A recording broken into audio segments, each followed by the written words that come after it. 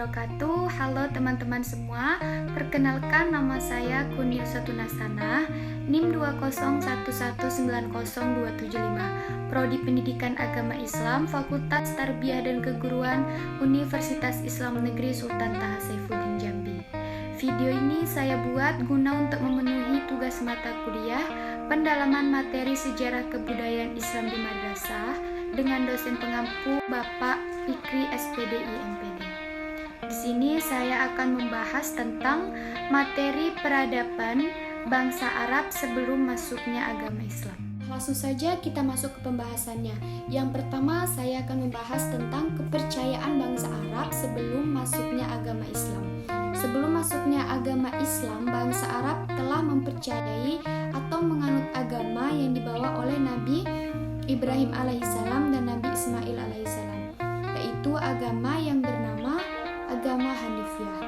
Namun setelah sekian lamanya, datanglah seseorang yang bernama Amr bin Luhai al-Ghuzai dari suku Ghuza. Dia datang dari negeri Syam dengan membawa berhala yang besar yang bernama Hubal. Lalu ia letakkan patung besar tadi di sebelah Ka'bah. Nah, dari sinilah kepercayaan menyembah berhala sangat cepat menyebar di kalangan bangsa Arab pada masa itu. Dan bangsa Arab pun disebut dengan bangsa penyembah berhala. Ada beberapa patung yang terkenal di Arab. Yang pertama Hubal yang dibawa oleh Amr bin Luhai tadi dari negeri Syam. Yang kedua adalah Lata dari Taif. Yang ketiga adalah Uzza dari Najd. Nah, patung-patung ini adalah patung-patung besar yang terkenal di Arab pada masa itu. Namun ada kepercayaan-kepercayaan lain yang berkembang pada masa itu.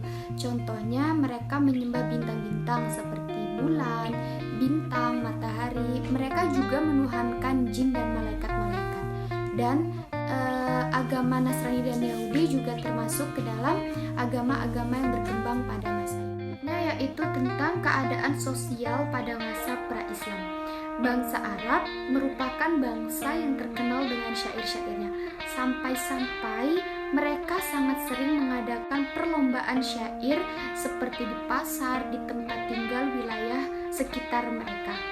Nah, namun ada beberapa penyimpangan sosial yang terjadi pada masa itu. Contohnya yang pertama, mereka tidak menghargai perempuan, sehingga bayi-bayi yang lahir dengan berjenis kelamin perempuan akan mereka kubur hidup-hidup karena dianggap menyusahkan dan tidak berguna. Yang kedua, mereka suka mabuk-mabukan, mereka suka berjudi, dan yang ketiga, mereka sering terjadi perselisihan antar suku sehingga sering adanya peperangan antar suku pada masa itu. Nah, selanjutnya yaitu keadaan ekonomi pra-Islam.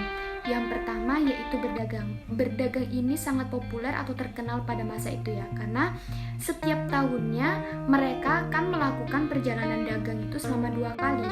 Yang pertama yaitu pada musim panas, mereka akan melakukan perjalanan dagang ke negeri Syam, dan yang kedua yaitu pada musim dingin, mereka akan melakukan perjalanan dagang ke negeri. Nah, selanjutnya yang kedua yaitu bertani.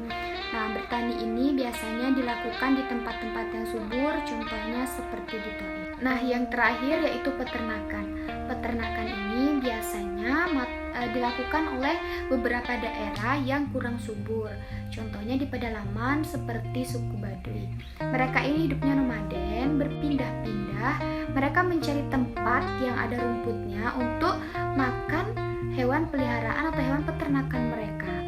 Nah, setelah rumput tadi habis, mereka akan pindah tempat. Nah, maka dari itu, kenapa mereka disebut dengan hidupnya itu nomaden. Nah, namun setelah masuknya ajaran agama Islam ke negeri Arab, cara mata pencaharian mereka ini tetap, namun lebih dikembangkan lagi oleh Rasul kita Nabi Muhammad SAW.